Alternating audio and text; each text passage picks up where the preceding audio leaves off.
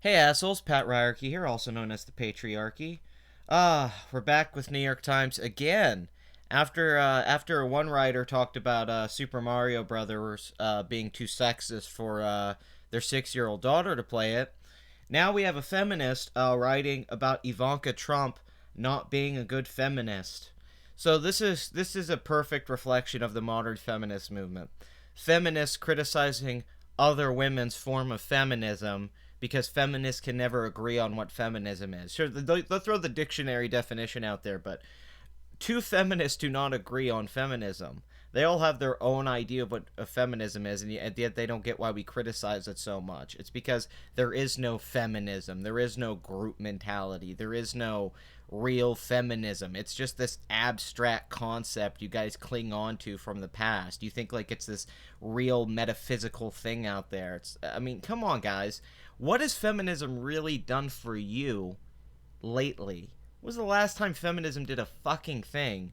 I mean, the last thing I could think of was feminism's association with the civil rights movement in the 60s and 70s. Pretty much the last 20, 30 years, feminism's done nothing.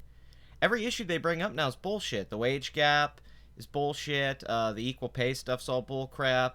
I mean, they try and spin everything about pro-life or that argument into people hating women. I mean, they try to turn every discussion that could somehow be spun in a way about women to make it completely about sexism. That is what feminism does. This article was written by Jill Filipovic. I'm gonna say Filipovic. I don't know. It's Jill Filipovic. That's an interesting name. But this bitch basically criticizes Ivanka Trump for wanting to stay home with her children, her three kids, while her husband goes and works for her father's administration. Listen to this shit. I don't know if I'll read the whole thing because it's kind of like a long, rambling article that takes a while to get to its point. But let's just knock out some of it and you'll get an idea of what I'm talking about here. The high achieving elder daughter of President elect Donald J. Trump is, on the surface, a glowing picture of modern American womanhood. A mother of three young children who built a business that bears her name. A glamorous figure whom it would be easy to picture balancing a baby in one hand and a briefcase in the other, all in her own branded high heels. She has it all, including the ear of her future president father and a husband, Jared Kushner, who will serve as a senior advisor in the Trump administration. But while Miss Trump has found both professional and personal success by enjoying many of the benefits of feminism, she is far from an avatar of a feminist future. Instead, she's a kind of post-feminist huckster, selling us traditional femininity and support of male power wrapped up in a feminist bow. So, she's saying that Ivanka Trump's entire success, everything she's enjoyed in her life, is because of feminism, and she's a post-feminist huckster. She's trying to sell us classic femininity, but really it's just to push the patriarchy and the male power, like that her husband is going to work and be in power, that she supports her powerful father. She's not using her feminism to be a strong, independent woman. She's using it to build other men up. That's what she's saying here. Okay? Indeed, in an attempt to smooth out the anti-nepotism concerns of her husband's appointment, Mrs. Trump will no longer run her own brand or serve as an executive with the Trump Organization and is moving with her family to Washington, even as her brothers will continue to run the family company. Her plan, she said, is to take time to settle our three young children into their new home and schools. Okay, so she's saying here that the brothers run the company because they're men, but Ivanka choosing to raise her children to adjust them to a new lifestyle, that's not her feminist duty. She's not doing her part as a feminist. It's fake feminism because she's not taking the role of leading the company anymore and to avoid nepotism. I mean, it sounds like me, Ivanka's just being responsible. Also, Ivanka is a Democrat. A lot of people don't seem to know this, that she's actually much more liberal, and a lot of the liberals she probably agrees with you more than you know. They just assume that she's a conservative Republican for some reason because she's Trump's daughter. The Trump Kushners will arrive in Washington as one of the town's most powerful power couples. While many think Miss Trump will eventually take on a quasi-First Lady role, and while having either Miss Trump or her husband working for Mr. Trump poses serious ethical and legal issues, Does it really, though? It is important to note that Mr. Trump chose the male half of the Trump-Kushner pair to serve in the West Wing, presumably with the blessing of his daughter. Yeah, that damn Trump picked the guy, and his daughter had nothing to do with it. She supported it. She wanted her husband to work and her to raise her children. What a fucking bitch. How dare you, Ivanka? The particulars of this arrangement are unusual, but the norms underlying it are not. Even in the cosmopolitan centers where power couples exist aplenty, the male partner is often the more powerful one and finds his success precisely because of his wife's combination of feminist, facilitated achievement and traditional feminine support. See, feminists hate women who like to stay at home with their kids and be wives. They hate that a lot of these women today don't mind being a wife and a mother and not working or being the home breadwinner and all that stuff. They don't mind that. They like being there for their husband and more of a supporting role. This is a choice these women make, and we see that women like making these choices. This is why women have babies and take maternity leave. But her whole push here is that, I guess, because this is what feminists always say, they don't like traditional femininity and motherhood and all that. They don't like women who like being women. It turns out women are really good at being women. They're actually a lot better at it than men are. Unlike in past generations when educated women had a harder time finding partners, today college-educated women like Miss Trump are more likely than their working-class counterparts to wed, and also like Miss Trump, usually delay childbirth until after the wedding. With the fewer financial stressors that come with dual incomes or a single extremely high one, these educated couples divorce less often than those with fewer financial resources, despite other findings that both groups have comparable dedication to the marital ideal. The educated women fare better romantically and occupationally than they used to, in many ways a feminist victory. Let's just give it all to feminism. If only for women in the top of the heap, and Miss Trump has used the carefully cultivated image of her own career and family to sell both her brand and her father's political ambitions. Her Instagram feed is full of images with motivational captions about the importance of stay-at-home motherhood and maternal multitasking, often with the hashtag #WomenWhoWork. I have a few very important roles, but being a mother will always be my favorite, she posted with the family photo. The mastery of balancing ambition with likability is no easy task. Women usually have to trade one for the other, yet tabloids describe Mrs. Trump as both a doting mom and a successful businesswoman. Her father credits her with pushing him towards a paid maternity leave policy. She's also a woman who sells this image strategically. The white working-class Americans to whom Miss Trump's father directed many of his appeals hew more closely to traditional views of maternal obligations and gender norms than those who are college-educated, even as most working-class mothers are employed outside the home and are more likely to be raising children on their own. Mrs. Trump's clear ambition remains unobjectifiable, in part because she seems to require nothing of men. She affirms her status as a wife and as a mother first and a businesswoman second. While she speaks to the challenges of combining work and family, she makes no demands that her husband lean in at home. Maybe Mr. Kushner does do the dishes, but they aren't Instagramming it. Yeah, how dare they not Instagram him doing the dishes and cleaning up or doing his part of the household? How dare her use her Instagram to talk about being a mother and a businesswoman? This article is nuts. I do not get this criticism. You are just criticizing this woman for choosing these things that she did not have to do. Why do you have a problem with Ivanka Trump doing this? I don't get this. I've had a lot of friends of mine, female feminists, who say that you can't be a feminist and have a man take care of you. You just can't be. And I don't get this concept. If the whole idea with feminism was you being able to choose what you want to choose, then isn't choosing being a wife and playing a secondary role to your husband, isn't that a choice? Just like if a man chooses to do that with a woman? I don't understand this. Maybe the man was more qualified for the position Trump needed him for than she was. Maybe she didn't want to do it. Maybe she's more interested in raising her children. Women are better at raising children than men. I know feminism doesn't like to hear that, but yeah, women are good at raising kids. It's just how it is. They probably made that decision together because her interests were in that, where his interest was probably in working. Women typically show more interest in raising kids than men do. We know this. Her push for Her push for paid maternity leave is certainly laudable, and especially out of the box for the Republican Party, but the policy she urged her father to propose wasn't really about parents. It offered maternity leave only, emphasizing that the task of raising children remains the domain of women, even women who work. And her soft focus feminism is put to use covering her father's boorishness. Mr. Trump has repeatedly boasted of his refusal to do any child care whatsoever for his 5 children, but his daughter nevertheless deems him a feminist. So you're not a feminist. You're not for equal rights if you don't want to spend all your time raising your children. And also, I like her soft focus feminism. Her soft focus feminism. That's really funny. Soft, yeah, okay, because you get to decide what a feminist is or not, or what's strong feminism or soft feminism. You New York Times lady.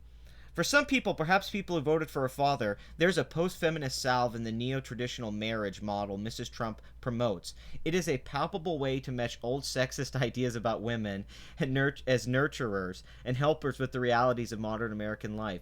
Mrs. Trump embodies a feminine ideal even while she lives a more feminist reality. Science actually says that women are better as nurturers, right? That's pretty much a scientific thing we're finding out is nurturing. I think women are the nurturers throughout evolution and society. Pretty sure about that. I don't think it's a sexist idea to have women being a nurturer. That they're better at it than men are, by far. I say that as a man, but women, yeah, I don't. For working and middle class women, though, the space where the ideal rubs against reality is more likely to produce friction than anything else. Many Americans remain psychologically stuck between some vision of the 1950s white suburban family and the revolutionary, and still unfulfilled, promise of gender equality. How is there still an unfulfilled promise of gender equality? Women have all the same rights as men. You don't get paid less. You could sue your boss for that if she's paying less your gender. Yeah, what? Because you didn't get your female president? And who's stuck in this idea of the 1950s? You like to say that. You leftists like to say that we're stuck in the... none of us think it's the 1950s. Stop that bullshit. When a majority of Americans agree that women should not return to traditional 1950s roles, the calculus changes when women have kids. A majority also believes that mothers should stay home with young children. Yes, because mothers prefer to stay at home with young children. They prefer this to men. They prefer to be at home working. Feminism. I know you all love to raise your cats and post pictures on Tumblr and Instagram with your kitty cats because you're too scared to have a baby. Yeah, a lot of women like raising children. They really do. More than a lot of men do. And that's fine. That's actually terrific. I support all these women who want to raise their children. Good for you. This is especially precarious set of expectations for families, unlike the Trump Kushners, live in constrained financial circumstances. For heterosexual couples of all income levels, having children often leads to discord precisely because mothers and fathers tend to slide into more traditional roles, leaving women to tend to the trivial details of adult life, like changing diapers, picking up the dry cleaning, or in Mrs. Trump's case, setting up a new house and getting the kids acclimated to a new school. Because it's a fucking fact that when people get together, women do all the dishes and laundry and stuff, and men stop doing anything. Oh wow, she put the clothes in a machine and pressed a button? Good for you. Oh wow, you put the dishes in a washer and pressed a button? No man could possibly do this. How does a single man ever survive when he doesn't have a woman living there taking care of him all the time? God damn. I don't know how to do my laundry. Oh god, without feminism, I don't know what I would do. Please, women, come cook for me and do my laundry and the dishes. I'm never going to do any of those things. Once we have a baby, I'm just going to work my ass off all... This is the Disney dad fallacy I always talk about, that in every Disney movie, they're mad at the dad who works all the time. He's busy working, making money, and then you see his kids benefit from this and the wife, and they all enjoy this awesome lifestyle that their dad works his ass off to provide for them. And then he's the villain in the story because of this. He's a bad father because he doesn't spend enough time at home. It's always that weird spin. Women expecting egalitarianism at home often feel hoodwinked by this new subtly sexist arrangement. So she's saying that society didn't get rid of sexism. We just made it more subtle now, to where we trick women into going into the traditional roles. That's hilarious. Most feminists out there want the traditional roles. They want to have a baby. I mean, like, that's why a lot of them are unhappy. They want to be women. It's nothing wrong with wanting to be that way. That's fine. It's completely fine to make that choice.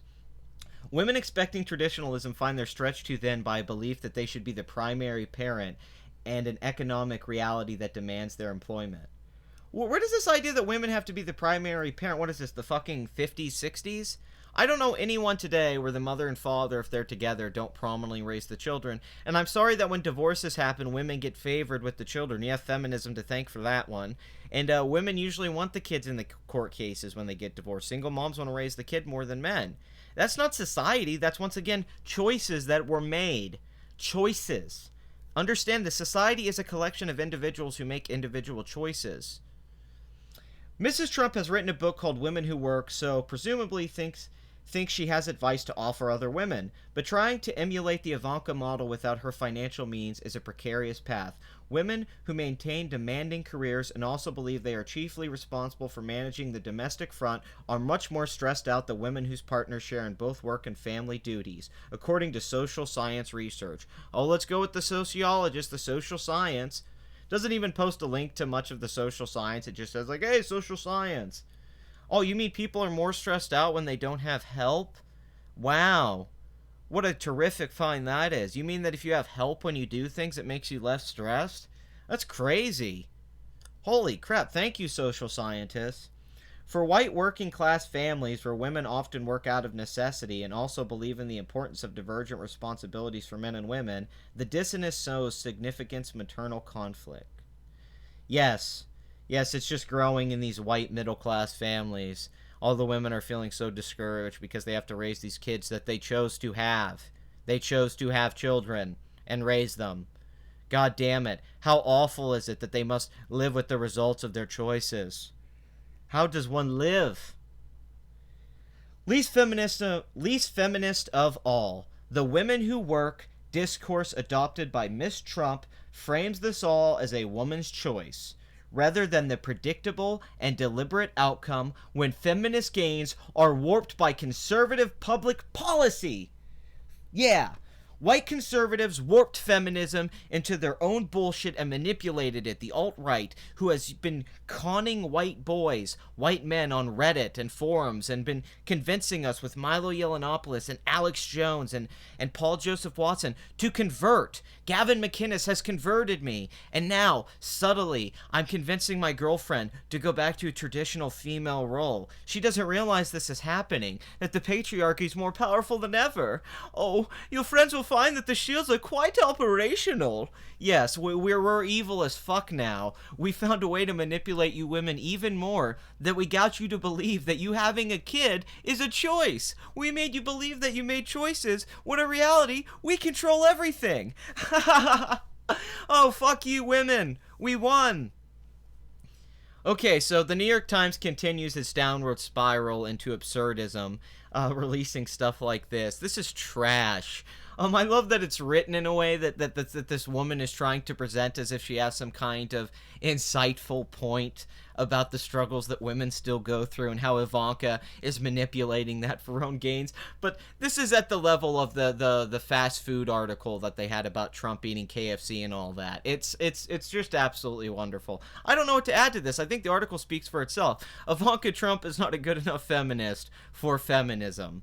Feminists are not happy. And you know why? It's simply because their dad's Donald Trump and she's a Republican. This article would never be written about Hillary Clinton, who has stayed married to a man who treats women like shit. New York Times isn't going to write that article and talk about Hillary Clinton's fake feminism. No. Ivanka is a bad feminist because she doesn't fit feminism's standard of femininity in the modern world. Not men's standards, not society standards, this feminist's standards. Her standards singularly, what she believes a feminist should be and what Ivanka should be. Keep doing this stuff. It'll just keep destroying modern feminism, which is a joke upon a joke upon a joke. I love it so much. It's so wonderful. Alright, well, this is the Patriarchy. Like, comment, and subscribe. How do you feel about the article? Do you agree, is Ivanka a bad feminist? And are conservatives manipulating it to twist it and keep women in these gender roles? I'm sorry that you women choose to have kids and want to raise them. Sorry. I guess we got you on that one. So until next time, New York Times, go fuck yourselves.